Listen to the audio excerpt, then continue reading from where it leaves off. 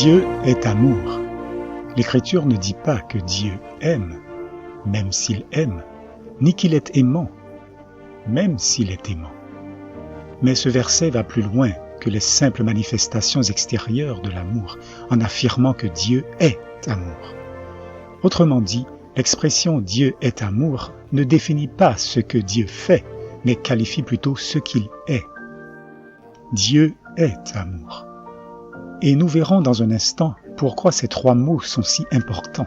Mais je veux aborder rapidement quelques concepts très trompeurs sur l'amour de Dieu qui s'insinuent dans le cœur et l'esprit de beaucoup pour les éloigner de Dieu.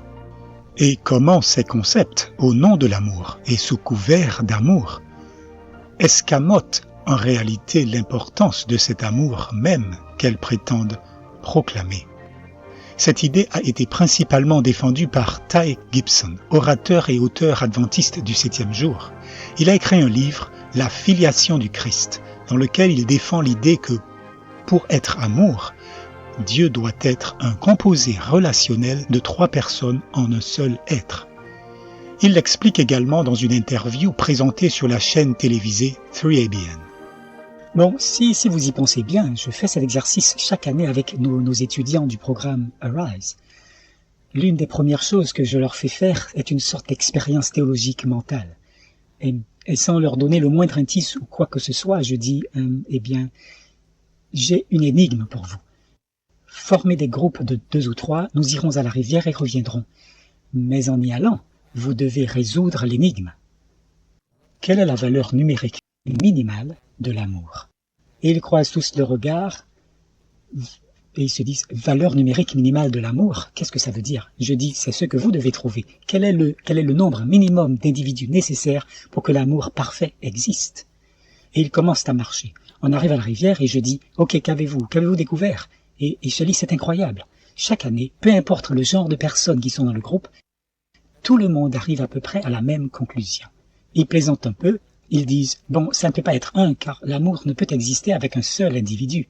Si tu t'enfermes aux toilettes toute ta vie, tu ne connaîtras jamais l'amour. Il faut sortir des toilettes et avoir des relations. Si Dieu est une unité relationnelle de 3, Père, Fils et Esprit, cela illustre à merveille ce qu'est l'amour parfait. Parce que le Père... L'amour parfait est désintéressé, centré sur les autres. Oui, ainsi chacun peut être axé sur l'autre et être l'objet de l'attention de l'autre. Et chacun doit aussi diriger son attention sur un troisième. Il y a donc cette magnifique réciprocité. C'est cette sortie, puis vers l'autre, puis ça revient. C'est magnifique. L'idée est proposée que l'amour ne peut exister avec une seule personne. Mais où les Écritures disent-elles cela? Car la réponse est nulle part. Pourtant, ce raisonnement nous amènerait à croire que si Dieu était tout seul, il cesserait d'être amour. La question est posée, quel est le nombre minimum d'individus qu'il faudrait avoir pour qu'existe l'amour parfait? Peu semblent comprendre que cette question suggère que le caractère d'amour de Dieu dépend de facteurs externes. Le raisonnement est le suivant. Dieu ne peut être aimant s'il n'y a pas d'autres personnes à aimer et par qui être aimé en retour. Mais cela rend le caractère de Dieu et qui il est dépendant de ce qu'il peut ou ne peut pas faire. Par exemple, si Dieu n'a pas un autre être à aimer, le raisonnement suggère qu'alors, il ne peut lui-même être un Dieu d'amour. Et c'est un problème majeur de ce livre. C'est que l'auteur parvient à sa compréhension de qui Dieu est en subordonnant Dieu à des facteurs extérieurs. Mais en supposant que le raisonnement de Ty Gibson était vrai, on pourrait bien conclure que, lorsque Jésus est mort sur la croix et qu'il n'y avait plus que 2 personnes divines dans l'univers, Dieu le Père n'était plus amour, mais est devenu un tyran égoïste. De telles affirmations et le genre de questions qui en découlent naturellement reposent toutes sur la philosophie humaine. L'apôtre Jean n'a pas subordonné le caractère de Dieu aux circonstances. En affirmant que Dieu est amour parce qu'il est capable d'aimer, Jean a écrit « Dieu est amour ». Considérez cette déclaration. À cause de faux enseignements, l'esprit des hommes s'était depuis longtemps détourné de Dieu. Dans les systèmes éducatifs dominants, la philosophie humaine avait remplacé la révélation divine. Et c'est exactement ce que nous voyons ici. Au lieu de la norme de vérité divine, les hommes avaient accepté une norme qu'ils avaient eux-mêmes inventée. Ils s'étaient détournés de la lumière de la vie pour marcher dans les étincelles du feu qu'ils avaient allumé. La philosophie humaine détournera toujours de Dieu, parce qu'elle n'est pas, par sa nature même, fondée sur un « ainsi parle l'Éternel ». Pourtant, dans le livre La filiation du Christ, la philosophie humaine qui y est proposée ne prétend même pas se fonder sur un « ainsi parle l'Éternel ». Le magazine officiel d'information et de style de vie de la division Pacifique Sud de l'Église adventiste du 7e jour, appelé Adventist Record, a déclaré à propos de ce livre: « La filiation du Christ est un argument lisible et captivant qui progresse utilement en s'éloignant du simple argument. » L'accent mis sur la lecture de la Bible comme un ensemble plus vaste, plutôt que sur la simple démonstration de la validité des textes, est important et mérite d'être souligné plus souvent. Ainsi, ils admettent ouvertement que ce livre ne s'appuie pas sur une démonstration par la Bible, mais l'Adventist Record qualifie cet abandon de l'argumentation par démonstration biblique de progrès.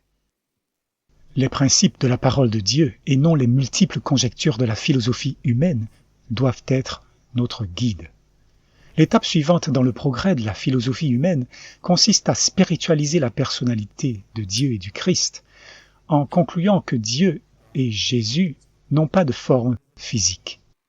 Une telle vision considère les références bibliques aux bras, aux mains, à la tête, aux pieds, aux cheveux et aux yeux de Dieu et de son Fils comme entièrement spirituelles, dénuées de sens littéral. C'est ce qu'on appelle le spiritualisme, ou la vision spiritualiste, car elle efface en spiritualisant la réalité littérale de Dieu et du Christ en tant que personne réelle et tangible. Dans le livre Premiers écrits, nous lisons cette citation d'Ellen White concernant l'une de ses premières visions qui a été publiée en 1851. « J'ai souvent vu l'adorable Jésus et remarqué sa personne. Je lui ai demandé si son père était, lui aussi, une personne et s'il avait une forme comme la sienne. Il me répondit « Je suis l'image expresse de la personne de mon père. » J'ai souvent remarqué que les idées spiritualistes dissipaient toute la gloire céleste et que dans l'esprit de beaucoup de gens, le trône de David et la personne adorable de Jésus ont été consumés par le feu du spiritualisme. Alors, qu'était-ce que ce spiritualisme ? Il s'agissait de spiritualiser la réalité de la forme et de la personnalité de Dieu et de son Fils, les transformant en une essence mystérieuse et intangible. Mais voici le grand problème. Si Dieu n'est qu'une essence immatérielle et une idée nébuleuse, alors Dieu devient impersonnel. S'il est impersonnel, il devient alors impossible de s'identifier à lui et donc de comprendre la signification du sacrifice qu'il a consenti en donnant son Fils. Sur le site web catholique.com, Catholic Answers publie un article intitulé « Expliquer la Trinité », dans lequel il affirme « L'humanité est créée à l'image et à la ressemblance de Dieu. D'après le contexte de Genèse 1, nous savons que cette image et ressemblance ne se rapportent pas au corps humain, car, et nous y sommes, Dieu n'a pas de corps. En effet, la nature divine ne peut être corporelle ou matérielle, car il ne peut y avoir en Dieu de puissance, contrairement à ce qui est inhérent au corps. Cette image et ressemblance doit donc se référer à nos facultés supérieures ou opérations de l'intellect et de la volonté. Cette conception selon laquelle Dieu n'a pas de corps, les catholiques la qualifient de vérité fondamentale. Pourtant, ce concept est l'idée même qu'Ellen White a appelée spiritualisme, car elle l'efface en spiritualisant la réalité d'un Dieu personnel et d'un Fils réel auquel on peut s'identifier, en disant qu'elle dissipait toute la gloire céleste. Et qu'est-ce que la gloire de Dieu ? C'est son caractère d'amour. Comment cette vision spirituelle selon laquelle Dieu n'a pas de corps prive-t-elle Dieu de son caractère d'amour ? Vous le verrez dans la suite. L'article catholique poursuit en citant saint Augustin dans son explication du Père, du Fils et du Saint-Esprit comme une trinité.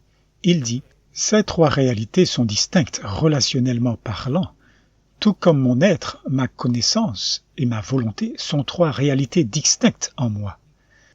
Pourtant, en Dieu comme en l'homme, ces trois réalités distinctes subsistent en un seul être.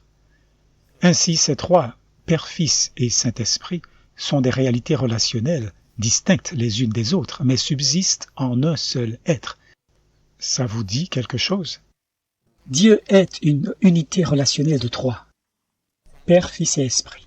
Mais quand nous disons qu'ils sont trois, nous croyons que trois personnes divines égale oui, c'est exact. D'être divin. C'est cela. Comme vous voyez, la vision spirituelle à la base de la doctrine de la Trinité, cette même vision qui a consumé la personne adorable de Jésus par le feu du spiritualisme, s'est développée tel un cancer malin, étendant ses tentacules venimeux jusqu'aux croyances fondamentales de l'Église adventiste du 7e jour. Je souhaite partager avec vous quelques citations de certains adventistes, mais vous devez savoir que ces déclarations émanent de personnalités dirigeantes de l'Église. Vous devez comprendre que les sentiments dans ces déclarations ne sont pas l'opinion d'une ou deux personnes, mais qu'ils reflètent l'enseignement et la compréhension officielle de toute la dénomination. Et pour le prouver, je souhaite que vous compreniez ce qu'est l'Institut de recherche biblique adventiste du 7e jour. Sur leur site web, ils déclarent que l'Institut de recherche biblique a été établi par une action du comité de la Conférence générale en 1975. Les racines historiques de l'Institut remontent au comité de littérature de défense, établi en 1943, et au comité d'études et de recherche biblique, établi en 1952. En bref, il précise que l'Institut de recherche biblique se compose de plusieurs théologiens adventistes et de personnel travaillant au siège mondial de l'Église adventiste du 7e jour. Ainsi, l'Institut de recherche biblique, ou BRI en abrégé, affirme exister pour faire ce qui suit: faire progresser l'étude et la pratique de la théologie et du mode de vie adventiste tel que compris par l'Église mondiale. Il existe également pour fournir une expertise théologique et des ressources pour l'administration et les départements de la Conférence générale et de l'Église mondiale. Il est important que je partage ceci, parce que vous devez comprendre que la mission du BRI est de défendre et d'expliquer les doctrines officielles de l'Église adventiste du 7e jour, l'Église mondiale. Un évangéliste adventiste réputé, qui a pris l'initiative de défendre et de proclamer la Trinité, m'a dit que l'Institut de recherche biblique n'est qu'un petit groupe de personnes qui ne représentent pas l'Église mondiale. Il a dit cela afin de discréditer les déclarations que je lui ai montrées, car il sait qu'il ne partage pas les mêmes croyances que le BRI. Il ne voulait pas reconnaître que le BRI parle en réalité au nom de l'Église mondiale. De même, de nombreux adventistes sont eux-mêmes victimes de la même tromperie, pensant que l'Église croit comme eux, que Dieu et Jésus sont des personnes réelles, avec une forme réelle, alors qu'en réalité, l'Église ne le croit pas. Ce livre, le Manuel de théologie adventiste du 7e jour, série de commentaires de référence, a été publié par la Review and Herald Publishing Association, et qui? La Conférence générale des adventistes du 7e jour. C'est le siège de l'Église mondiale. Parmi les rédacteurs figurent de nombreux dirigeants, historiens et érudits de renom, y compris les noms cités qui étaient les directeurs du BRI à l'époque.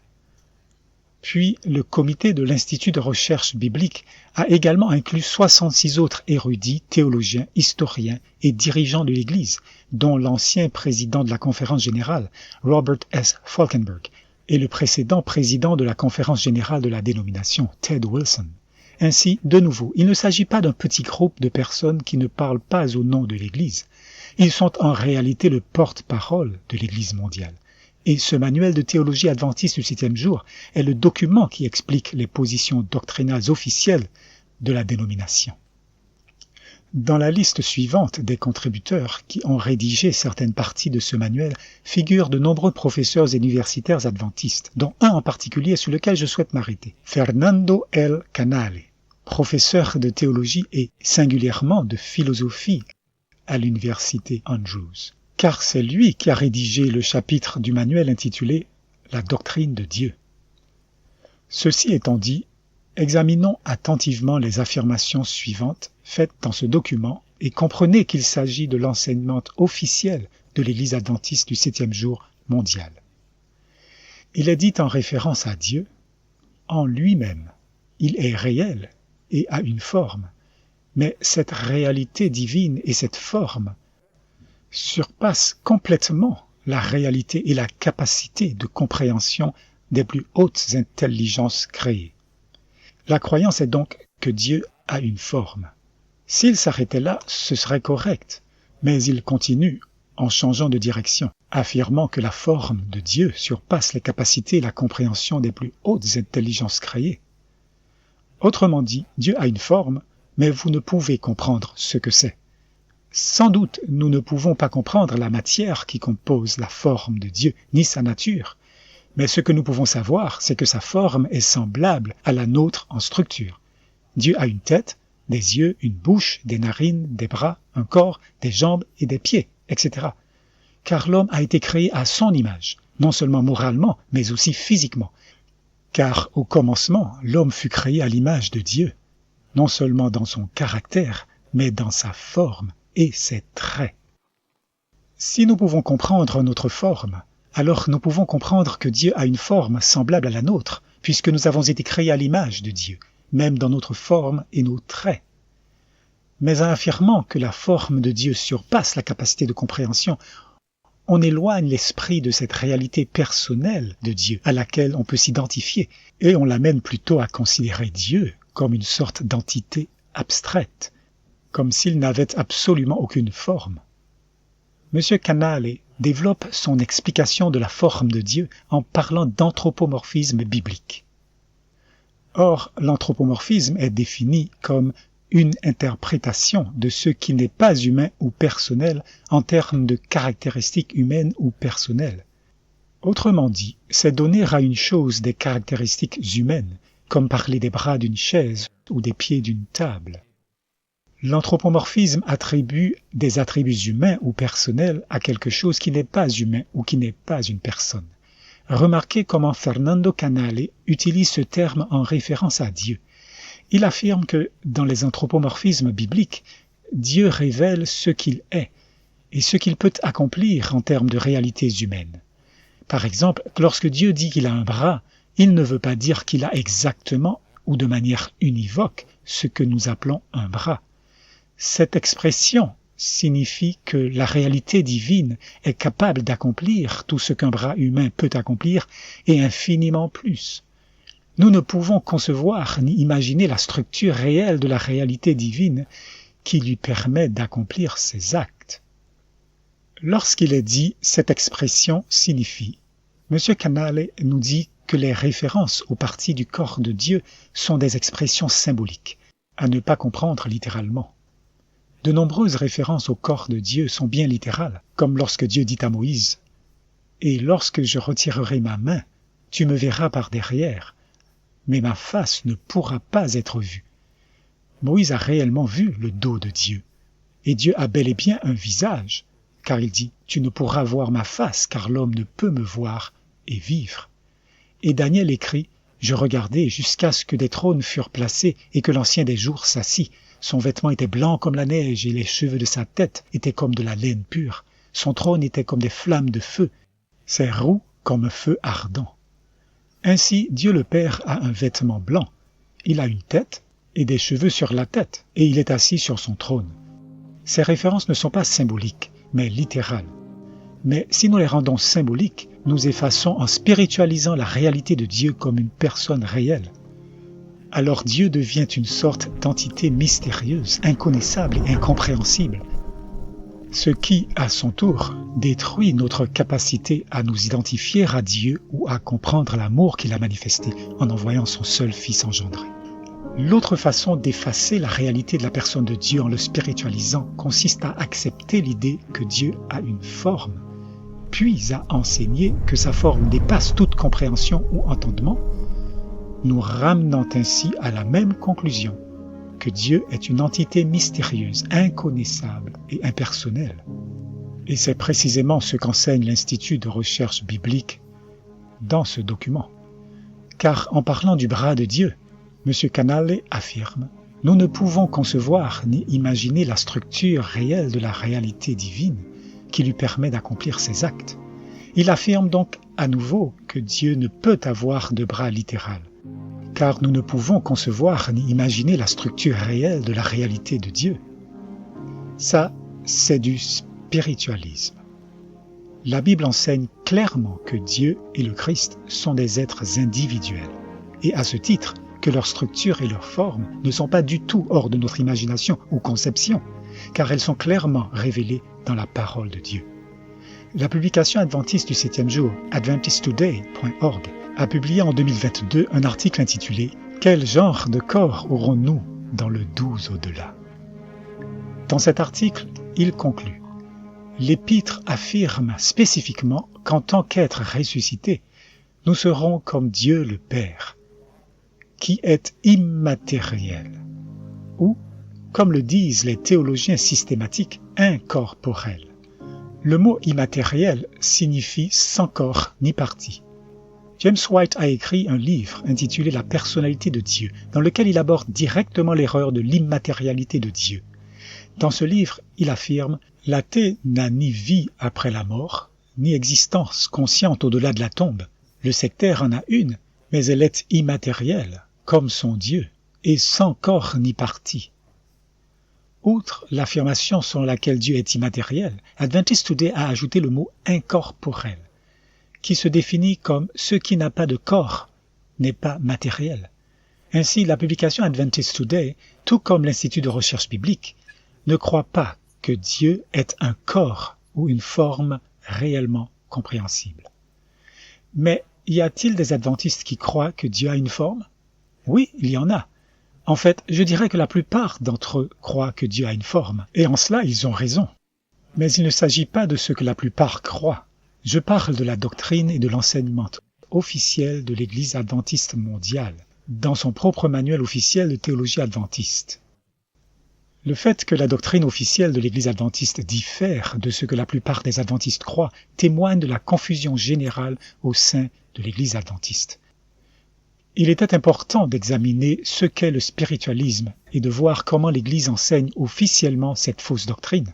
Mais je veux maintenant changer de vitesse et vous montrer pourquoi le spiritualisme est un si grand problème et comment le spiritualisme anéantit la manifestation de l'amour de Dieu. La Bible nous dit « L'amour de Dieu a été manifesté envers nous en ce que Dieu a envoyé son seul Fils engendré dans le monde, afin que nous vivions par lui. » Et ce Fils de Dieu était l'empreinte même de la personne ou de la forme du Père. La confusion sur ce sujet est la raison pour laquelle Ellen White, dans l'une de ses premières visions, a demandé à Jésus si son Père était une personne et avait une forme semblable à lui. Jésus a dit « Je suis à l'image expresse de la personne de mon Père ». Et puisque la grandeur de l'amour de Dieu s'est manifestée dans le don de son seul Fils engendré, un Fils réel à l'image expresse de sa propre personne et de sa propre forme, alors voler Dieu et Jésus de leur forme, c'est priver l'homme d'un acte compréhensible et identifiable d'un Père aimant qui a donné un Fils réel pour la rédemption du monde. Et c'est pourquoi Ellen White a dit « J'ai souvent remarqué que les idées spiritualistes dissipaient toute la gloire céleste, parce qu'elles effaçaient toute la gloire du caractère d'amour de Dieu dans le sacrifice d'un Fils réel engendré à sa propre image. Ainsi, d'un côté, Dieu est une personne réelle, dotée d'un corps tangible, comme le nôtre, et Jésus a été engendré à l'image même de la personne de son Père, signifiant que Jésus, avant même son incarnation, est né de la substance de son Père, ayant un corps et une forme réels comme son Père. C'est parfaitement logique, et nous pouvons le comprendre et nous identifier à lui, car le dessein de Dieu a été que l'humain soit placé dans des familles et vive l'expérience de donner naissance à des enfants à son image et à sa ressemblance. Et Dieu a voulu que les parents vivent l'expérience d'aimer leur enfant, au point qu'ils préféreraient, sans hésiter, donner leur propre vie plutôt que de voir leurs enfants périr. Tout cela, Dieu a voulu que l'humanité vive, afin qu'en envoyant son propre Fils dans notre monde pour périr à notre place, nous puissions appréhender et comprendre et connaître l'amour que Dieu a pour nous. Bien, D'autre part, si Dieu n'est pas une personne réelle et tangible, avec un corps comme le nôtre, mais est plutôt une essence trinitaire immatérielle et impersonnelle, alors il n'est pas possible que Dieu soit un Père réel, ou qu'il ait un Fils réel, et il n'est pas possible à l'humanité de s'identifier au sacrifice de Dieu, ou de comprendre la manifestation de son amour en donnant un Fils, car Dieu ne serait pas un Père réel, ni Jésus un Fils réel. Alors, comment l'humanité peut-elle s'identifier au sacrifice d'un Dieu nébuleux, impersonnel, immatériel, en voyant un Fils immatériel, impersonnel et métaphorique à notre monde? La manifestation de l'amour de Dieu, destinée à attendrir et convertir le cœur, est totalement perdue, car l'homme ne peut s'y identifier ni la comprendre. C'est pourquoi ce sujet de l'immatérialité de Dieu, qui est le fondement de la doctrine de la Trinité, anéantit et détruit totalement la plus grande manifestation du caractère de l'amour de Dieu connu de l'homme. Alors, quel point de vue est correct? Ellen White pourrait répondre, le raisonnement selon lequel Dieu n'est pas un être personnel le déshonore profondément. Nous ne devons pas polémiquer sur ce sujet. C'est donc réglé. Abandonnons toutes les doctrines et idées selon lesquelles Dieu est immatériel, sans corps ni partie, ou qu'il est incompréhensible, de peur de déshonorer notre Créateur. James White a partagé ce que les adventistes croyaient autrefois, en disant « Qu'est-ce que Dieu ? Il est matériel, organisé, intelligent, possédant à la fois un corps et des parties. L'homme est à son image. Qu'est-ce que Jésus-Christ ? Il est le Fils de Dieu. Il est semblable à son Père, étant la splendeur de la gloire de son Père et l'image expresse de sa personne. Il est une intelligence matérielle, dotée d'un corps, de parties et de passions, possédant une chair immortelle et des os immortels. James White avance ici la conclusion simple, biblique et logique, que tout comme le Père est un être personnel et spirituel possédant un corps et des parties, de même le Fils, qui est l'image expresse même de la personne ou de la forme du Père, aurait également un corps et des parties. Par conséquent, la compréhension que nous avons du Père façonnera notre compréhension du Fils. Si les chrétiens d'aujourd'hui soutiennent que Dieu n'a ni forme, ni corps, ni partie littérale, alors ils tireront logiquement la même conclusion concernant le Fils de Dieu, qu'il n'est pas un Fils littéral, car Dieu ne peut être un Père littéral, dépouillant ainsi l'humanité de la grande manifestation de l'amour de Dieu qui était destiné à convertir le pécheur et à le racheter du péché. La graine du spiritualisme a été semée dans la théologie officielle de l'Église adventiste du 7e jour et a récolté ses fruits mortels en enlevant la révélation de l'amour de Dieu pour l'homme que Dieu avait prévu que nous ayons. Le directeur adjoint du BRI, Angel Manuel Rodriguez, qui a également contribué au manuel de théologie adventiste, a déclaré, je cite, « L'invisibilité est parfois attribuée à Dieu, suggérant qu'il n'a pas de forme visible. » De telles affirmations prouvent que le spiritualisme est fortement ancré dans les doctrines officielles de l'Église adventiste. On comprend donc pourquoi les trinitariens préfèrent soutenir que Dieu n'a pas de forme, car si Dieu a bien une forme, alors la forme de cet être, composé de 3 personnes, constituerait une construction plutôt répugnante qu'il serait difficile d'appeler notre Père qui est dans les cieux. On ne pourrait non plus affirmer que l'homme a été créé à son image. Bien qu'Ellen White ait clairement mis en garde le peuple de Dieu contre l'adoption d'une vision spiritualiste et que James White ait également clairement évoqué les conséquences de son adoption, il écrivait la même année de la vision d'Ellen White en 1851 « Si nous prenons la liberté de dire qu'il n'y a pas d'arche littérale contenant les 10 commandements dans le ciel, nous pouvons aller un peu plus loin et nier la cité littérale et le Fils littéral de Dieu. » Les adventistes ne devraient certainement pas privilégier la vision spirituelle à celle que nous avons présentée. Nous ne voyons aucun compromis à faire. Alors, qu'est-ce que la vision spirituelle nie ? Elle nie le Fils littéral de Dieu. Et c'est exactement la position qu'enseigne aujourd'hui l'Église adventiste du 7e jour. Une fois de plus, l'ancien directeur de l'Institut de recherche biblique, Ángel Manuel Rodríguez, celui-là même qui suggérait que Dieu n'a pas de forme visible, a écrit dans son article Une question de filiation que le Fils n'est pas le Fils naturel et littéral du Père.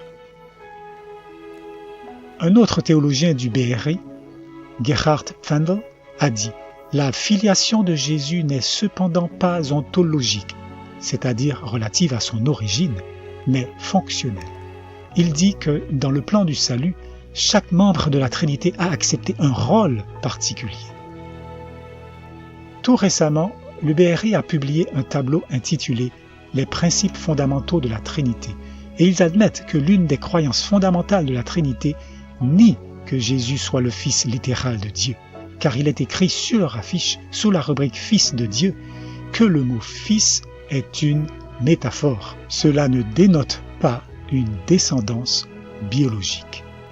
Vous l'avez donc sous vos yeux, dans une publication de l'Église, rédigée par ses propres théologiens les plus renommés, que la doctrine de la Trinité, qui est devenue la deuxième croyance fondamentale de l'Église en 1980, nie fermement et sans équivoque la filiation littérale de Jésus-Christ, exactement comme James et Ellen White avaient tous deux écrit qu'elle le ferait. Le prophète Jude a averti, car il s'est glissé parmi vous certains hommes, dont la condamnation est écrite depuis longtemps, des impies, qui changent la grâce de notre Dieu en dissolution et qui renient le seul Seigneur Dieu et notre Seigneur Jésus-Christ. Et comment renierait-il Dieu et Jésus-Christ? James White explique précisément comment, en écrivant « Car il y a certains hommes ou une certaine classe qui renie le seul Seigneur Dieu et notre Seigneur Jésus-Christ. Cette classe ne peut être autre que ceux qui font disparaître l'existence du Père et du Fils en tant que deux personnes distinctes, littérales et tangibles, en les spiritualisant. » Il montre ensuite comment cela se produit. Il poursuit. La manière dont les spiritualistes ont éliminé ou renié le seul Seigneur Dieu et notre Seigneur Jésus-Christ, c'est d'abord le vieux credo trinitaire non biblique. James White dit exactement ce que cela semble vouloir dire. Il dit que l'avertissement prophétique concernant ces hommes impies qui renient le seul Seigneur Dieu et notre Seigneur Jésus-Christ s'applique directement à la doctrine de la Trinité, car la Trinité fait disparaître, en la spiritualisant, l'existence du Père et du Fils en tant que deux personnes distinctes, littérales et tangibles. À ce stade, certains adventistes trinitariens d'aujourd'hui pourraient argumenter qu'ils ne croient pas à la Trinité catholique, mais à ce qu'ils appellent la divinité. Mais ce qu'ils appellent leur Dieu, trois en un, importe peu, car qu'ils croient que Dieu est un être unique composé de trois personnes divines, comme les catholiques, ou qu'ils soient polythéistes et choisissent plutôt de croire en une divinité qui comprend trois êtres divins, cela importe peu, car les deux doctrines trinitaires nient également et explicitement que Jésus est le Fils littéral de Dieu, et détruisent donc l'une comme l'autre la manifestation de l'amour de Dieu en envoyant son seul Fils engendré bien réel. En reniant la filiation du Christ, toutes les versions des credos trinitaires nient tout aussi clairement la paternité de Dieu et adorent plutôt un Dieu de leur propre création, ce que la Bible définit comme idolâtrie. Ellen White a également compris les avertissements de Pierre, parlant de ceux qui introduiront sournoisement des hérésies pernicieuses et qui reniant même le Seigneur qui les a rachetés, et plusieurs suivront leur voie pernicieuse. Car Ellen White écrit « Ici, l'apôtre a souligné une des caractéristiques marquantes des enseignements spiritualistes. Il refuse de reconnaître le Christ comme le Fils de Dieu. » À ceux qui fréquentent les églises adventistes du 7e jour, je lance ce défi. Pour le salut de vos propres âmes, n'accordez pas votre confiance à aucune organisation ou communauté qui refuse de reconnaître le Christ comme le Fils littéral de Dieu. Ellen White a appliqué 2 Pierre 2, verset 1, concernant le reniement du Seigneur qui les a rachetés directement aux enseignements spiritualistes qui refusent de reconnaître le Christ comme le Fils de Dieu. Il est important de comprendre qu'elle a qualifié cela d'hérésie pernicieuse, ce qui ferait du principe fondamental de la doctrine de la Trinité, inscrit dans le credo des croyances fondamentales de l'Église adventiste, une hérésie pernicieuse. Mais Sir White ne s'arrête pas là. Elle poursuit en disant, concernant ses enseignants, le bien-aimé Jean déclare « Qui est le menteur, sinon celui qui nie que Jésus est le Christ ? Voici l'Antichrist, celui qui nie le Père et le Fils. Quiconque nie le Fils n'a pas non plus le Père. » En reniant Jésus-Christ, le spiritualisme renie le Père et le Fils. Et la Bible qualifie cela de manifestation de l'Antichrist. Ainsi, la messagère inspirée de Dieu a lié les deux avertissements de 2 Pierre 2:1 concernant le reniement du Seigneur et le reniement du Père et du Fils de 1 Jean 2 au spiritualisme, qui refuse de reconnaître le Christ comme le Fils de Dieu, et elle dit que la Bible qualifie de manifestation de l'Antichrist. Ainsi, d'un côté, vous avez l'amour de Dieu manifesté en envoyant son seul Fils engendré, et de l'autre côté, vous avez une manifestation de l'Antichrist en reniant le Père et le Fils. À quelle autre conclusion un être humain rationnel peut-il parvenir si ce n'est de reconnaître la doctrine trinitaire d'un Christ coéternel qui n'est pas le Fils littéral de Dieu comme une manifestation de l'Antichrist et un affront visant à anéantir la manifestation de l'amour et du caractère de Dieu envers le monde? En adoptant cette hérésie pernicieuse qui se trouve dans ses croyances fondamentales, l'Église adventiste a embrassé l'Antichrist. Car c'est exactement de là que les pionniers adventistes ont proclamé que venait cette doctrine. Le pionnier adventiste J.N. Andrews a écrit en 1855 la doctrine de la Trinité, établie dans l'Église par le Concile de Nicée en 325 après Jésus-Christ, détruit la personnalité de Dieu et de son Fils Jésus-Christ, notre Seigneur. Les mesures infâmes par lesquelles elle a été imposée à l'Église, qui apparaissent dans les pages de l'histoire ecclésiastique, pourraient bien faire rougir tous les croyants en cette doctrine. Si vous n'êtes pas familière avec les massacres sanglants de l'Église catholique et la manière dont la doctrine de la Trinité a été imposée par l'assassinat de tous ses opposants, vous voudrez peut-être visionner notre vidéo établie par la force. Mais ici, J.N. Andrews reconnaît que la doctrine de la Trinité a été formulée en 325 et affirme que cette doctrine détruit la personnalité, c'est-à-dire la forme et l'individualité de Dieu et de son Fils.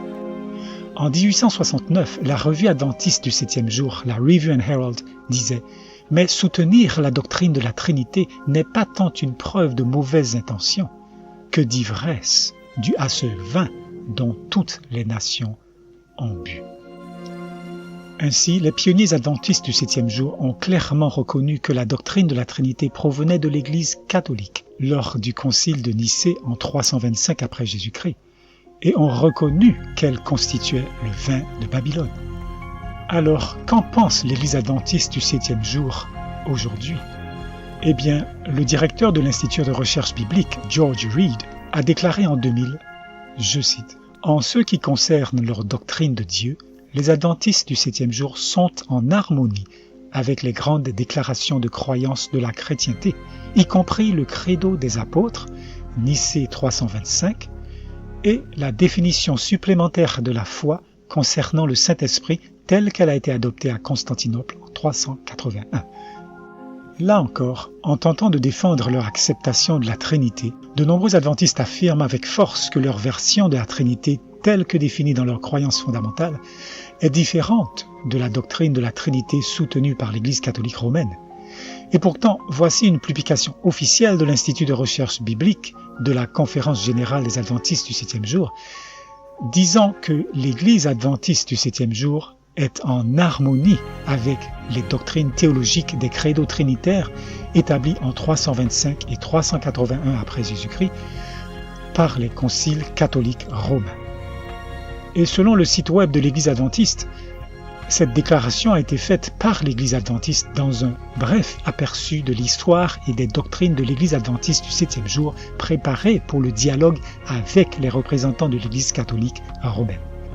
En l'an 2000, l'Église adventiste du 7e jour a entamé un dialogue avec l'Église catholique et a déclaré aux représentants de l'Église catholique que les adventistes du 7e jour sont en harmonie avec la doctrine de la Trinité telle qu'énoncée dans le Credo de Nicée en 325 après Jésus-Christ et la définition supplémentaire de la foi concernant le Saint-Esprit telle qu'adoptée à Constantinople en 381. Comme je l'ai dit, la plupart des adventistes persistent à affirmer que leur doctrine trinitaire diffère de la Trinité catholique. Et c'est peut-être le cas pour eux personnellement. Mais en ce qui concerne la doctrine officielle de l'Église, l'Église elle-même a clairement admis être en harmonie avec les catholiques sur la doctrine de Dieu. La véritable Église adventiste, telle qu'elle a été établie par Dieu, par l'intermédiaire d'Ellen White et des autres pionniers adventistes, avait une vision très différente de la question. Dans le livre Ressources des étudiants de la Bible, publié par l'Église adventiste en 1919, il est dit que les credos apostoliques nicéens et athanasiens, et en général, tous les décrets doctrinaux que les 4 premiers conciles généraux ont établis relativement à la Trinité et à la personne du Christ sont reconnus par les protestants fidèles à leur Église comme étant en commun avec les catholiques. Ces formulaires constituent le bien commun des Églises séparées, la précieuse dot que les filles trop sages ont emportée de la maison maternelle vers leur nouveau lieu d'établissement. Ils ne seront donc pas sujets à discussion ici, où nous n'avons à parler que des disputes qui ont occasionné la séparation, mais pas des liens d'union restants auxquels s'accrochent encore ceux qui se sont séparés. Je voudrais que vous reteniez 3 points de cette déclaration. Premièrement, l'Église adventiste affirmait en 1919 que même après la séparation des confessions protestantes de l'Église catholique romaine lors de la Réforme, les credos trinitaires qui nient la paternité littérale de Dieu et la filiation littérale du Christ constituent un lien d'union restant avec l'Église romaine, auquel les protestants restaient accrochés, car ils reconnaissaient la Trinité en commun avec les catholiques. Deuxièmement, notez que ces formulaires, c'est-à-dire ceux se référant au credo trinitaire mentionné ci-dessus, constituent le bien commun des églises séparées. Autrement dit, même si les confessions protestantes sont séparées les unes des autres, elles continuent toutes à adhérer à la doctrine de la Trinité en commun. Et en parlant de cette doctrine comme de la précieuse dot, la déclaration est faite que ces églises protestantes l'ont emportée avec elles lorsqu'elles ont quitté l'Église catholique, car les filles trop sages l'ont emportée avec elles de la maison maternelle, c'est-à-dire de l'Église catholique romaine, vers leur nouveau lieu d'établissement ou dénomination. Dans cette déclaration publiée par les adventistes en 1919, les adventistes classaient les confessions protestantes comme les filles apostates de Babylone, parce qu'elles partageaient toute la doctrine de la Trinité avec l'Église romaine. Alors, comment se fait-il que l'Église adventiste prétende aujourd'hui ouvertement croire au credo trinitaire établi par ses conciles catholiques, sans pour autant se reconnaître comme une fille de Babylone? L'Église a-t-elle changé? L'Église catholique a-t-elle changé? Ou est-ce l'Église adventiste qui a changé? L'inspiration nous dit qu'il y a eu un changement, mais ce changement est chez les protestants, pas chez les romanistes. Le 3e point que je veux que vous voyiez dans cette déclaration est dans la phrase disant que, relativement au credo sur la Trinité, ils sont reconnus par les protestants fidèles à leur Église comme étant en commun avec les catholiques. Pensez à ce que cela signifie. Pour que les protestants soient fidèles à leurs églises protestantes, ils doivent reconnaître la doctrine de la Trinité en commun avec les catholiques. Et n'est-ce pas toujours le cas aujourd'hui? Pour être membre du Conseil œcuménique des Églises, une confession doit adhérer à la doctrine de la Trinité. L'acceptation de la doctrine de la Trinité est devenue l'idole devant laquelle toutes les confessions doivent se prosterner pour être considérées comme une foi chrétienne valide. Et depuis 1980, lorsque les adventistes ont voté la doctrine de la Trinité comme croyance fondamentale, c'est aussi devenu vrai pour l'Église adventiste du 7e jour. Et encore aujourd'hui, pour être considéré comme un adventiste fidèle, il faut accepter, professer et reconnaître la Trinité en commun avec les catholiques. Ceux qui ont accepté que Jésus est réellement le Fils de Dieu et ont rejeté la Trinité peuvent vous dire qu'il n'a pas fallu longtemps avant qu'il soit rejeté, réprimandé, voire excommunié de l'Église.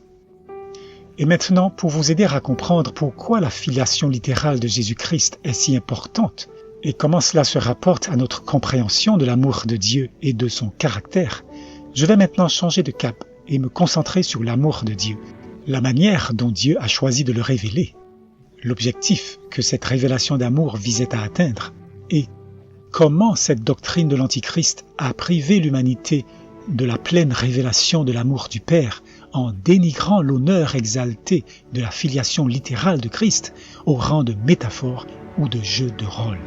Nous lisons dans Jean 3, 16 « Car Dieu a tellement aimé le monde qu'il a donné son seul Fils engendré afin que quiconque croit en lui ne périsse point, mais qu'il ait la vie éternelle. » La Bible déclare que Dieu a donné son seul Fils engendré. Pour comprendre ce que cela signifie, examinons le mot « engendré ». Mais au lieu de nous tourner vers les érudits, les théologiens ou les dictionnaires grecs et hébreux pour avoir des définitions des hommes, nous nous tournerons vers la parole de Dieu et la manière dont le mot est utilisé dans la Bible pour comprendre ce que Dieu veut dire lorsqu'il utilise le mot « engendré ». Dans Ecclésiaste chapitre 5, la parole de Dieu dit « Et ses richesses périssent par un mauvais trafic, et s'il a engendré un fils, il n'aura rien entre les mains, et comme il est sorti nu du sein de sa mère. » Nous lisons « s'il a engendré un fils ». La même idée est ensuite reprise, mais avec des mots différents, en disant « comme il est sorti nu du sein de sa mère ». Ainsi, le mot « engendré » signifie simplement « est sorti ». Et ce n'est pas mon opinion, c'est la parole de Dieu qui définit la parole de Dieu. Dans Nombre 11, verset 12, Dieu dit « Est-ce moi qui ai conçu tout ce peuple, ou l'ai-je engendré? Que tu me dises « porte-le dans ton sein », comme le nourricier porte l'enfant qui tète, jusqu'au pays que tu as promis par serment à ses pères? Une fois de plus, la même idée est répétée 2 fois, mais avec des mots différents. Dieu demande « Ai-je conçu tout ce peuple ?» Et répétant la question, il dit « L'ai-je engendré ?» Ainsi, le mot « engendré » est utilisé par Dieu comme synonyme de « conçu » dans le contexte d'un nouveau-né. Dans le livre des Juges, nous lisons « Voici, tu es stérile et tu n'as pas d'enfant, mais tu concevras et tu enfanteras un fils. » Ainsi, « concevra » est utilisé ici par Dieu pour signifier la même chose que « enfantera ». Voyons ce que nous avons jusqu'ici. Dans l'Ecclésiaste, « engendrer » était utilisé par Dieu pour signifier « est sorti ». Et nous avons vu dans Nombre que « conçu » était à nouveau utilisé par Dieu pour signifier « engendrer ». Et dans Juge, « concevra » était utilisé par Dieu pour signifier « enfantera ». Ainsi, si le mot « engendrer » signifie « est sorti » et « conçu » signifie « engendrer » ou « enfanter », alors ils ont tous le même sens. Ils signifient la même chose, car Dieu utilise ces termes de manière interchangeable et dans les mêmes versets. Alors, que signifie le mot « engendrer » ? Il signifie exactement ce que la parole de Dieu dit qu'il signifie. Il signifie sortir de ou enfanter. Si j'insiste sur ce point, ce n'est pas parce que c'est difficile à comprendre, mais parce que le monde chrétien tout entier a redéfini ce mot pour lui donner un sens tout à fait différent que celui que lui donne la Bible. Les érudits disent qu'il signifie unique, et certains vont même jusqu'à dire qu'il signifie créé. Mais je souligne simplement que la définition qu'ils donnent à ce mot est incompatible avec la manière dont Dieu utilise ce mot. Et en tant que chrétien, si je suis la parole de Dieu, je dois utiliser et définir la parole de Dieu comme il le fait. Dans Ésaïe, nous lisons « On prendra même de tes fils qui seront issus de toi et que tu auras engendrés pour être eunuques dans le palais du roi de Babylone. » Comment le mot « engendrer » est-il défini dans ce verset? Il est défini comme « issu de toi ». Ainsi, la parole de Dieu définit le mot « engendrer » et ses dérivés par « enfanter »,« sortir de »,« être issu de » et « concevoir ». Dieu n'est pas confus quant au sens des mots qu'il a utilisés, et il a clairement défini ce mot « engendrer », puisque ces différentes formes apparaissent 176 fois dans la Bible, et elles ont toujours le même sens. Ainsi, lorsque la parole de Dieu dit car Dieu a tellement aimé le monde qu'il a donné son seul Fils engendré, et il voulait dire exactement ce que cela laisse entendre, que son Fils est sorti de lui. Et que dit Jésus? Car le Père lui-même vous aime, parce que vous m'avez aimé, et vous avez cru que je suis sorti de Dieu. Je suis sorti du Père, et je suis venu dans le monde. D'où Jésus est-il sorti? De Dieu. Et c'est pourquoi il est appelé le Fils de Dieu. Ce n'est pas compliqué. Un enfant peut comprendre cela, et les enfants le comprennent. Mais les sages du monde se sont donné beaucoup de mal pour assurer à tous que la parole ne signifie pas ce que Dieu a dit qu'elle signifie. Souvenez-vous que l'ancien directeur de l'Institut de recherche biblique de la Conférence générale des Adventistes du 7e jour a déclaré clairement: le Fils n'est pas le Fils naturel et littéral du Père. Un enfant naturel a un commencement, tandis qu'au sein de la divinité, le Fils est éternel. Le terme « Fils » est utilisé métaphoriquement lorsqu'il est appliqué à la divinité. Mais le Fils de Dieu, sortant de Dieu, n'est pas métaphorique. Et comment le savons-nous? Parce que Jésus et ses disciples ont compris que ce n'était pas le cas. Regardons à nouveau Jean 16, 27 à 28, où Jésus dit « Je suis sorti de Dieu, je suis sorti du Père ». Et maintenant, voyons le contexte. Après que Jésus se soit symboliquement présenté comme le cep au chapitre 15 et le consolateur au chapitre 14, il arrive maintenant au chapitre 16 et change son langage, passant du symbolique ou allégorique au littéral. Car il dit au verset 25 « Je vous ai dit ces choses en parabole. L'heure vient où je ne vous parlerai plus en parabole, mais où je vous parlerai ouvertement du Père. » Et immédiatement après cela, il dit « Je suis sorti de Dieu, je suis sorti du Père. » Et nous savons que les disciples comprenaient que Jésus parlait maintenant littéralement et non symboliquement. Car nous lisons immédiatement après que Jésus eut dit cela, ses disciples lui dirent « Voici, maintenant tu parles ouvertement, et tu n'emploies aucune parabole. Maintenant nous savons que tu sais toutes choses, et que tu n'as pas besoin que personne t'interroge. C'est pourquoi nous croyons que tu es sorti de Dieu. » Et devinez quoi? Dieu a aimé qu'il croie que Jésus est sorti de lui. Car Jésus a dit « Car le Père lui-même vous aime, parce que vous m'avez aimé, et que vous avez cru que je suis sorti de Dieu. » Ainsi, lorsque nous lisons que Dieu a tellement aimé le monde qu'il a donné son seul Fils engendré, et lorsque nous lisons les paroles de Jésus « Je suis sorti de Dieu », nous savons que Dieu et Jésus voulaient dire exactement ce qu'ils disaient. Rappelez-vous, si nous devons comprendre la plus grande révélation de l'amour et du caractère de Dieu qu'il a donné à l'humanité, il est d'une importance capitale de comprendre que le Christ a été engendré de Dieu, car l'amour de Dieu a été manifesté envers nous en ce que Dieu a envoyé son seul Fils engendré dans le monde. Mais nous pouvons demander quand? Quand Jésus est-il sorti de Dieu? Quand Jésus a-t-il été engendré? Et la réponse se trouve dans Proverbes, chapitre 8. Dans ce chapitre, Sir Watt nous révèle que Jésus parle en fait de lui-même. Par Salomon, le Christ a déclaré « L'Éternel m'a possédé au commencement de sa voie, avant ses œuvres d'ancienneté. J'ai été établi depuis l'éternité, dès le commencement, avant même l'origine de la terre. Quand il n'y avait point de profondeur, j'ai été enfanté. Quand il n'y avait point de fontaine abondante en eau, avant que les montagnes fussent assises, avant les collines, j'ai été enfanté. » En parlant de sa préexistence, le Christ transporte l'Esprit à travers des âges sans date. Il nous assure qu'il n'y a jamais eu de temps où il n'ait pas été en communion étroite avec le Dieu éternel. Alors, selon Ellen White, qui est-ce qui parle? C'est le Christ.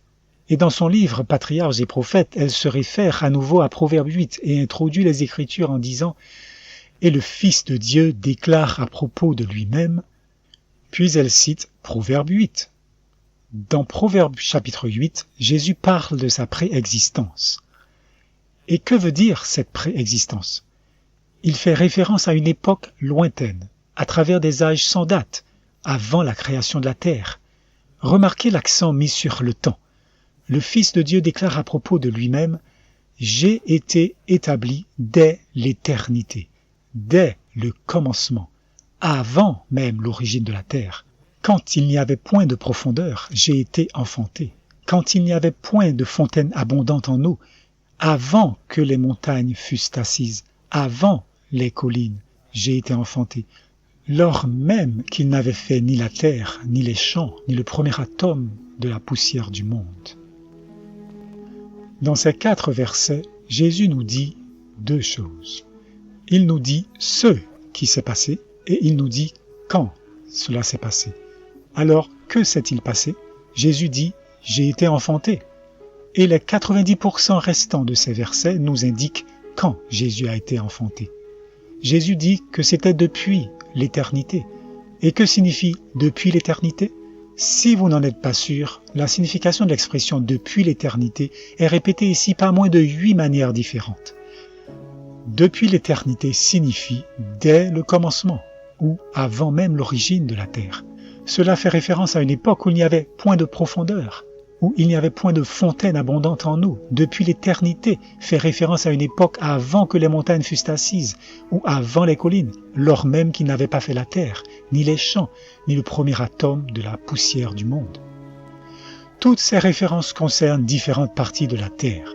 L'eau, les fontaines ou les mers, les montagnes, les collines ou les champs, tout cela vise à illustrer de manière exhaustive que Jésus a été enfanté avant la création de la terre, lors même qu'il n'avait pas fait la terre.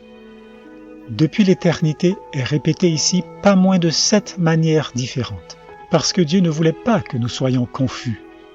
Il veut que nous comprenions clairement que Jésus a été enfanté ou engendré de Dieu avant la création de la terre. Et c'est ce que signifie depuis l'éternité. Pourtant, les évangélistes trinitaires qui ne croient pas que Jésus a été engendré doivent déformer le contexte pour qu'il ne s'applique pas du tout à Jésus. Certains se réfèrent à Proverbe chapitre 8. Et si vous regardez Proverbe 8 et Proverbe 9, il s'y trouve un monologue que Salomon donne sur la sagesse, un magnifique poème sur la sagesse. La sagesse écrit « Écoutez ma voix ». Il continue à parler de sagesse et à environ 1/3 de ce chapitre, il a dit « J'étais avec lui au commencement, j'ai été enfanté ». Et il dit « C'était quand Dieu a créé Jésus au tout commencement ». Il n'est pas du tout question de Jésus. L'ensemble de ce texte parle de sagesse. Et puis vous allez au chapitre 9, il est encore question de sagesse. Et là, il utilise la poésie. Il n'est pas du tout question de Jésus. Il est triste de voir un évangéliste de premier ordre aussi confus et qui égare ses fidèles. Mais c'est encore pire lorsqu'il recourt au mensonge pour déformer ce que disent ceux qui ne croient pas à la Trinité, enseignant à sa congrégation que nous croyons que Jésus a été créé. Ce n'est pas vrai. Nous ne croyons pas que Jésus a été créé. Il a été engendré, comme les Écritures déclarent qu'il a été. La vérité peut être scrutée. Elle n'a pas besoin de recourir à des déformations ou à des mensonges pour se maintenir. Mais les mensonges seront toujours le moyen de défendre de fausses doctrines. La Bible Louis II utilise le mot « enfanté » pour désigner la naissance du Christ. Mais la Bible de Genève de 1599, traduite par des érudits protestants, utilise en réalité un mot différent. On y lit « Quand il n'y avait pas d'abîme, je fus engendré ». Lorsqu'il n'y avait pas de fontaine abondante en eau, avant que les montagnes ne soient affermies et avant les collines, je fus engendré. Voilà donc ce que dit la parole de Dieu. Le Fils de Dieu a déclaré de lui-même, « Avant la création de la terre, je fus engendré ». Et de qui Jésus est-il né ou a-t-il été engendré? Jésus nous dit de sa propre bouche, « Je suis sorti de Dieu, je suis sorti du Père ». Et Jésus ne parle pas symboliquement, car nous lisons, ses disciples lui dirent « Voici maintenant tu parles ouvertement et tu n'emploies aucune parabole ». Le Père éternel, l'immuable, a donné son seul Fils engendré, arraché de son sein, celui qui a été fait à l'image expresse de sa personne, et l'a envoyé sur terre pour révéler combien il aimait l'humanité. Comment le Christ a-t-il été engendré? Nous lisons qu'il a été arraché du sein du Père. Ce mot « arraché » a-t-il un sens littéral ou métaphorique? Considérez également cette affirmation. Après avoir cité Jean 3,16, Ellen White ajoute « Bien que le péché ait creusé un fossé entre l'homme et son Dieu, la bienveillance divine a fourni un plan pour combler ce fossé. Et quel matériau a-t-il utilisé? Une partie de lui-même. Dieu a utilisé un matériau pour combler le fossé entre Dieu et l'homme. Et ce matériau était une partie de lui-même. La partie de lui-même qui a été engendrée ou issue de lui était son seul fils engendré. Non pas créé, mais engendré, et il y a une différence absolue.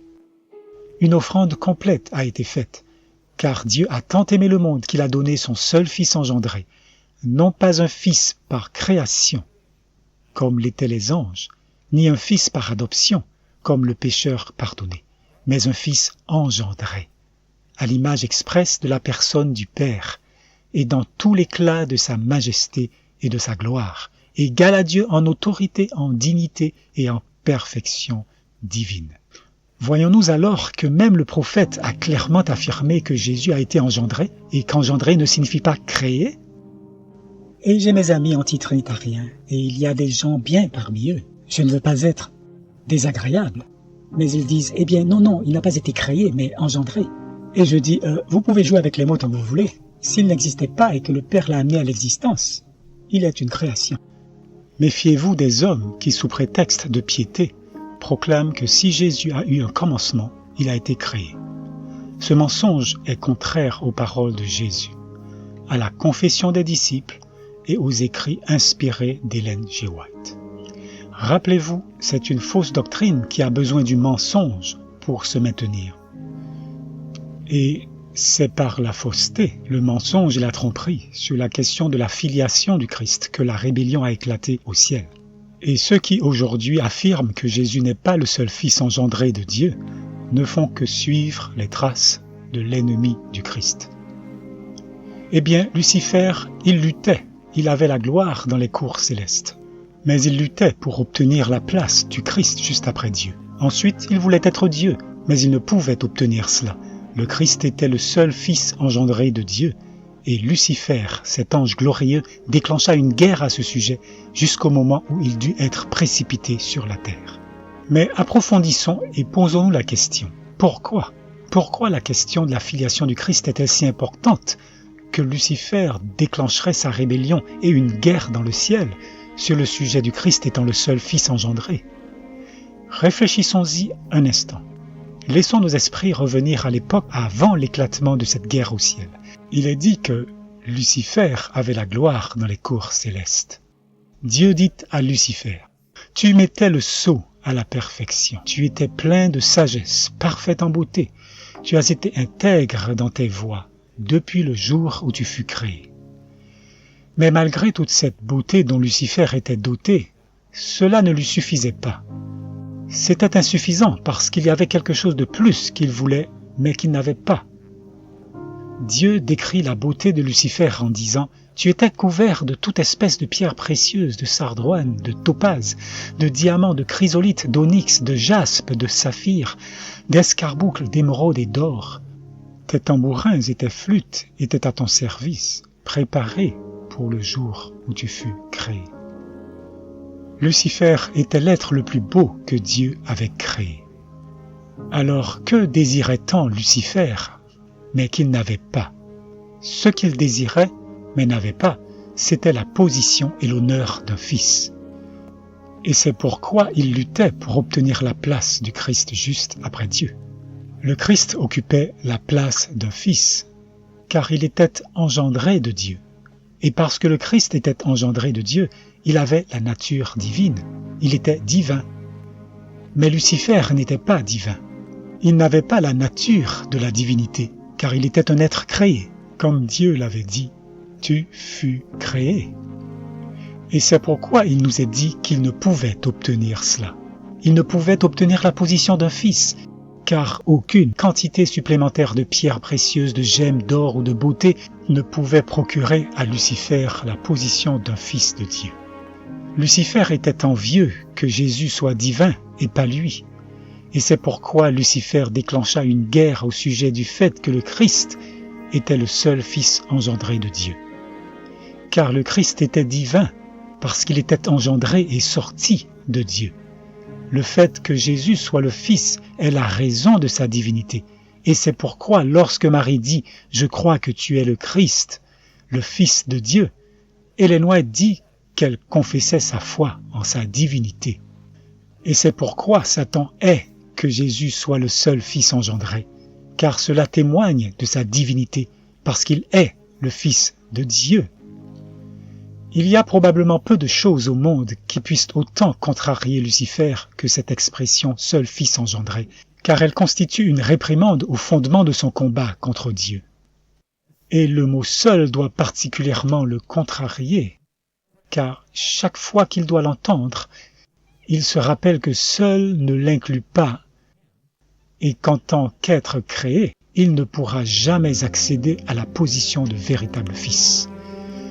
Donc, si Lucifer, en tant qu'être créé, ne peut jamais obtenir la position d'un vrai Fils, quel est son seul recours dans ce combat contre le Christ, sinon de tenter de dépouiller le Christ de sa filiation? Car en dépouillant le Christ de sa filiation, il tente par là même de le dépouiller de sa divinité.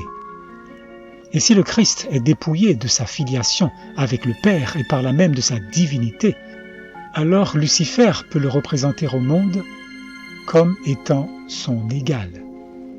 Car si Jésus n'est pas un véritable Fils engendré de Dieu et à l'image expresse du Père, alors le combat de Lucifer contre le Christ est légitime, car il prouverait que Dieu fait acception de personne et qu'il a choisi égoïstement d'exalter Jésus et de rabaisser injustement Lucifer, alors que Lucifer aurait autant de droits et de prétentions à être à la place du Christ aux côtés de Dieu. Voyez-vous ce que Lucifer fait ici? Il présente le Christ comme étant son égal. Puis il affirme que Dieu est égoïste et injuste parce qu'il exalte le Christ et le rabaisse lui. Mais le problème avec l'argument de Lucifer, c'est qu'il est faux. Sa prémisse selon laquelle Jésus n'est pas réellement le Fils de Dieu est fausse. Lucifer est la filiation littérale du Christ, car elle prouve la divinité du Christ, et en même temps exclut définitivement Lucifer de toute divinité et de toute égalité avec Dieu ou le Christ, car il était un être créé.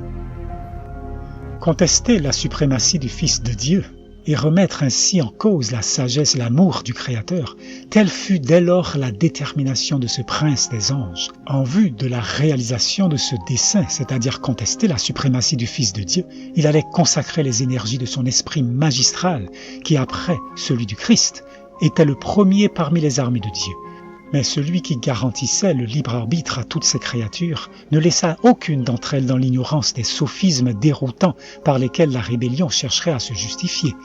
Avant le grand combat qui allait s'ouvrir, tous devaient avoir une présentation claire de sa volonté, lui dont la sagesse et la bonté étaient la source de toute leur joie. Lucifer s'apprêtait à lancer sa campagne contre Dieu par des sophismes et des mensonges déroutants pour justifier son combat. Sachant que Lucifer agirait ainsi en attaquant la filiation littérale du Christ, Dieu fait une déclaration claire à l'univers tout entier, énonçant expressément et clairement la vérité, afin que nul ne soit trompé, pourvu qu'il croie dans ce que Dieu dit. Le roi de l'univers convoqua les armées célestes devant lui afin d'exposer en leur présence la véritable position de son Fils et de montrer la relation qu'il entretenait avec tous les êtres créés. Le Fils de Dieu partageait le trône du Père, et la gloire de celui qui est éternel et existant par lui-même les entourait tous deux. Autour du trône se rassemblèrent les saints anges, une foule immense et innombrable, des myriades de myriades et des milliers de milliers. Les anges les plus élevés, ministres et sujets, se réjouissaient dans la lumière qui rayonnait de la présence de la divinité. Devant les habitants du ciel rassemblés, le roi déclara que nul autre que le Christ, le seul engendré de Dieu, ne pouvait pleinement entrer dans ses conseils, et que c'était à lui qu'était confiée l'exécution des puissants desseins de sa volonté. Le Fils de Dieu avait accompli la volonté du Père en créant toutes les armées du ciel, et à lui, ainsi qu'à Dieu, leur hommage et leur allégeance étaient dus. Il est très important de comprendre le but de Dieu en faisant cette déclaration publique si profonde à l'univers tout entier. Ce but est expressément énoncé. Il s'agit d'exposer la véritable position de son Fils et de montrer la relation qu'il entretenait avec tous les êtres créés. Et quelle est cette relation? Aux oreilles de toutes les armées célestes, Dieu a déclaré que le Christ était le seul Fils engendré de Dieu, et que la relation qu'il entretenait avec tous les êtres créés était qu'il était leur Créateur, et qu'ils étaient sa création. Car le Fils de Dieu avait accompli la volonté du Père en créant toutes les armées célestes.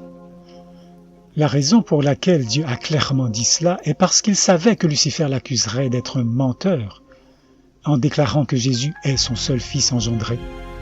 Dieu savait également que Lucifer tenterait de persuader tous les anges que Jésus n'est pas vraiment un fils, et les anges qui ont chuté ont collaboré avec Satan pour parvenir à ce but. Les anges voulaient obscurcir le fait que le Christ était le seul Fils engendré de Dieu, et ils en vinrent à considérer qu'ils ne devaient pas consulter le Christ.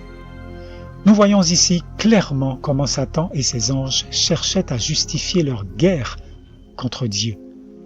Car ce fait, ou cette vérité, que les anges, c'est-à-dire les anges déchus, voulaient obscurcir, ou occulter, ou dissimuler, est le fait que le Christ était le seul Fils engendré de Dieu.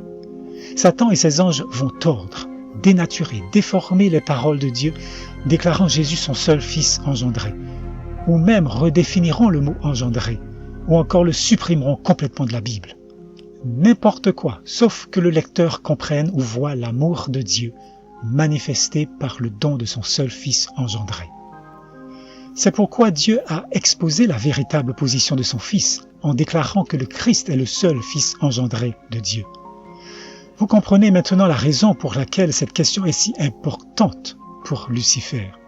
C'est parce que le fait que le Christ soit le seul Fils engendré de Dieu ôte toute force à l'argument de Lucifer contre Dieu dans le grand conflit et révèle que Lucifer est bel et bien le père du mensonge.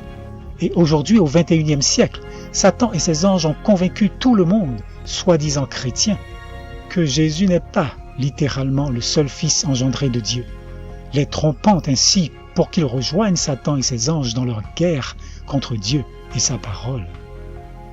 Alors que Satan accuse Dieu d'être un menteur quand il déclare que Jésus est son seul Fils engendré, la parole de Dieu déclare le contraire. Qui est un menteur si ce n'est celui qui nie que Jésus est le Christ? Celui-là est Antichrist qui nie le Père et le Fils. Le combat de Lucifer contre la filiation du Christ ne se limite pas à sa convoitise de la position de Fils de Dieu. Il y a une autre raison pour laquelle Lucifer est au plus haut point que le peuple de Dieu comprenne que Jésus est le seul Fils littéral engendré de Dieu. Et cela a tout à voir avec l'amour de Dieu. Car en envoyant son seul Fils engendré, Dieu a fait le plus grand sacrifice qu'il pouvait faire. Et parce que c'était le plus grand sacrifice que Dieu pouvait faire, c'était aussi la plus grande démonstration d'amour que Dieu pouvait donner. Et cette démonstration de l'amour de Dieu, la partie la plus importante de ce message, nous l'explorerons dans la deuxième partie de « En ceci a été manifesté l'amour de Dieu ».